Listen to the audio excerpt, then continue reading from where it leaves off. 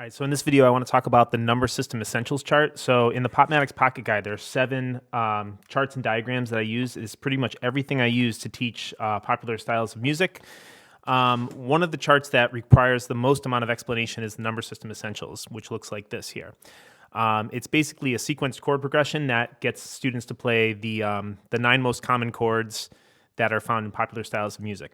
And so this is all done through like the primary chord scale stuff. So we're using the primary chords 1, 4, and 5 and stacking them over different roots in order to create these 9 different chords. And then again, the progressions are in a particular sequence so that they become memorable for the student. So what I'm going to do is I have this other chart now. Now this is the one that's included here. The one that you're seeing now is the one that's included in the Pocket Guide. But I have this other one that I want to open up right now.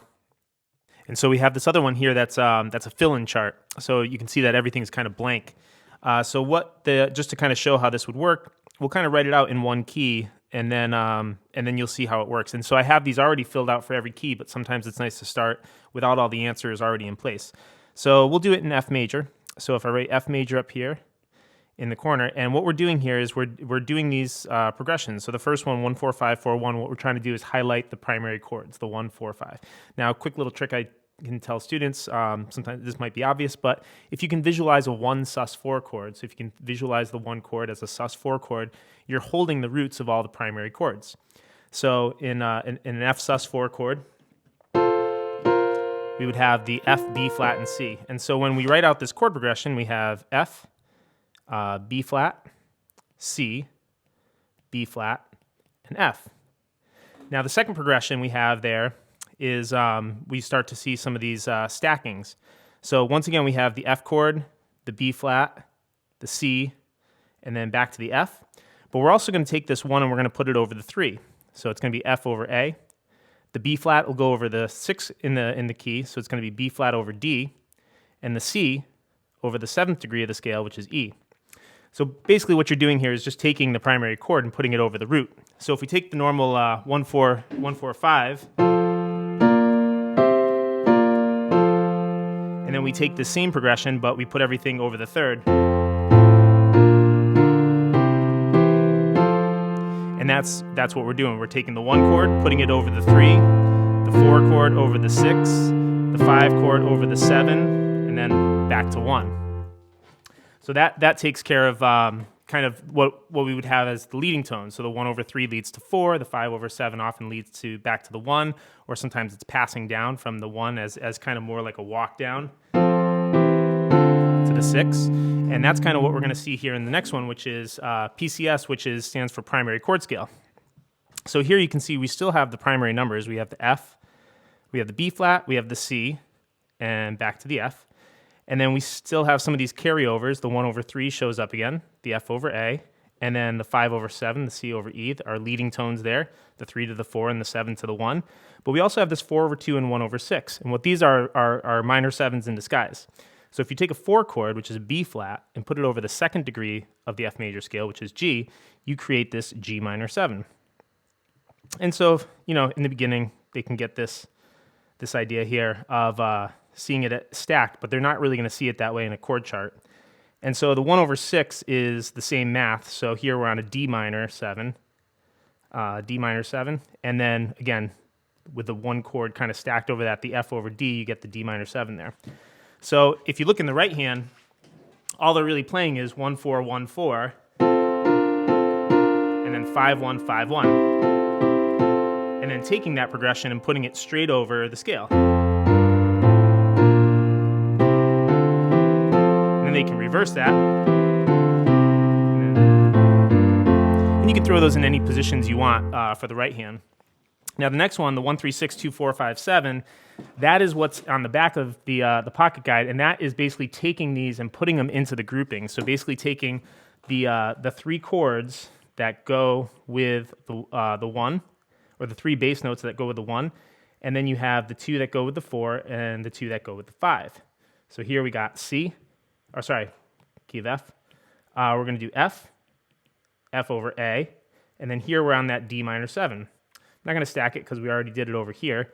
The 4 over 2 is the G minor 7, and then the B flat, C, C over E, and then you're back to F.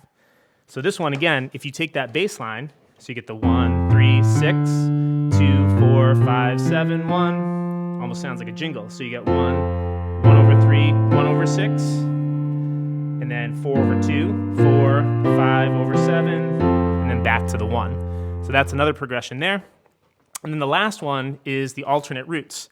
So this right here takes care of kind of the 7 most common chords that happen, but we also have these 2 alternate roots that kind of that'll pop up, and that's your down here you have your 53. So you'll get a 5 over 3 chord and a 4 over 5.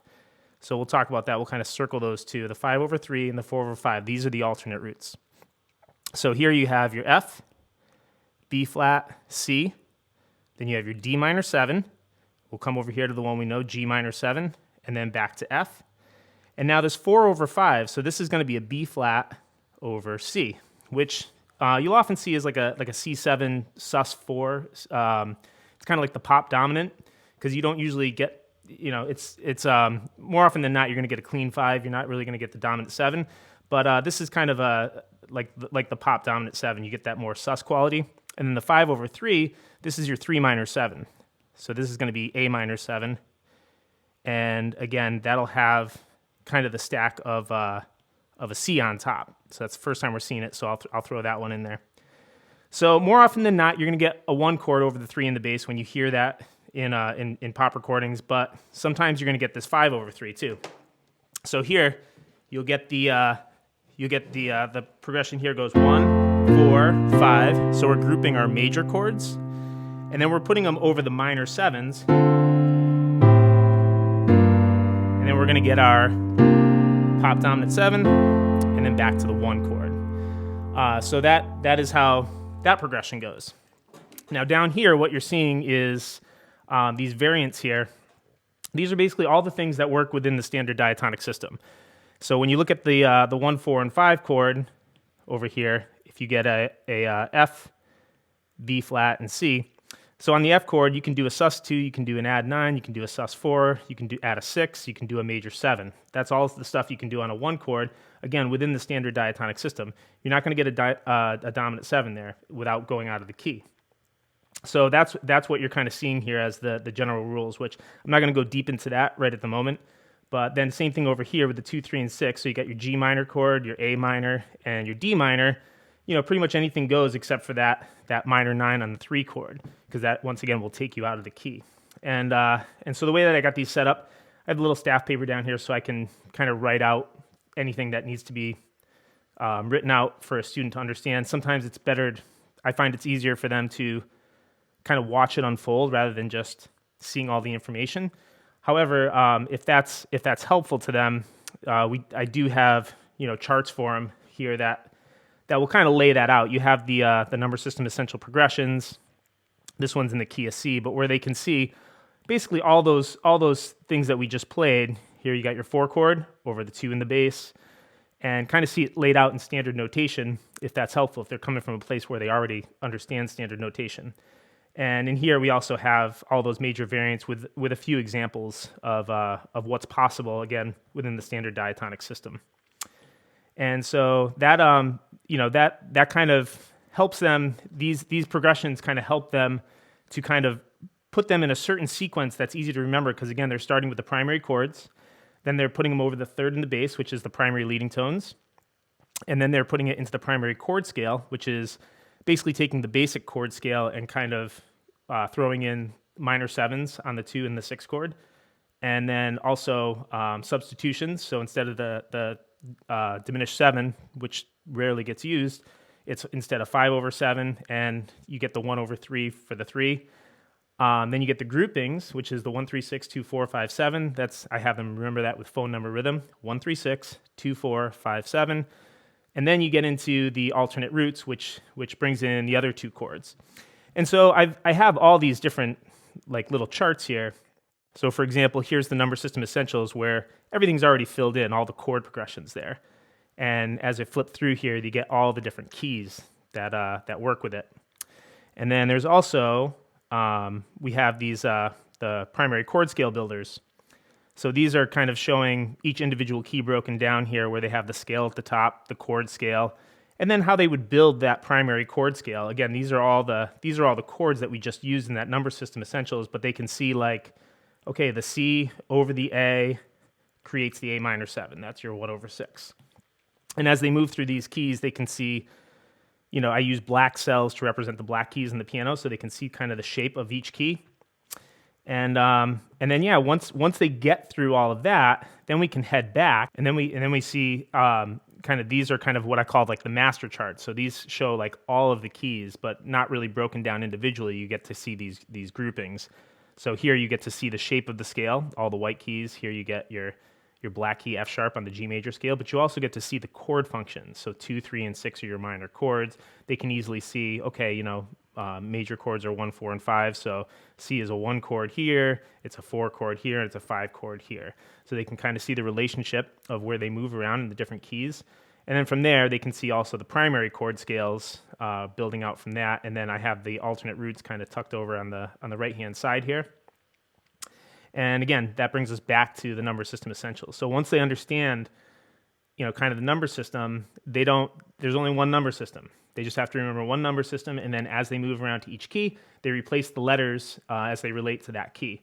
But it's a great way to hear it, because once they're away from the piano, if they're just listening to the radio, you don't need to know what key you're in to be able to hear the movement of like a 1 chord to a 6 chord to a 4 chord to a 5 chord. They can start to hear those movements in numbers, and then when they get back to the piano, they can identify the key, plug in the letters, start playing the song. Or if they need to, they can just transpose it to a different key. If they're doing it for a style where they're going to be singing, they can figure out what works best for their voice, and then just trade the letters for whatever numbers fit for that key. So anyway, I just wanted to give a little rundown on that, and I'm going to include the blank chart, just in case anyone wants to give it a shot, with a student and see if they can figure it out, and then you can actually just write out those chord progressions, and see if that's something that they can do. It's kind of a way of training to think and hear in numbers before letters, and which is, for me, it's not so much the number system is not really centered around analysis. It's really the starting line. That's how you want to start with the whole approach of learning by listening. So anyway, that's it for now. If you have any questions, let me know. Otherwise, I will see you next time.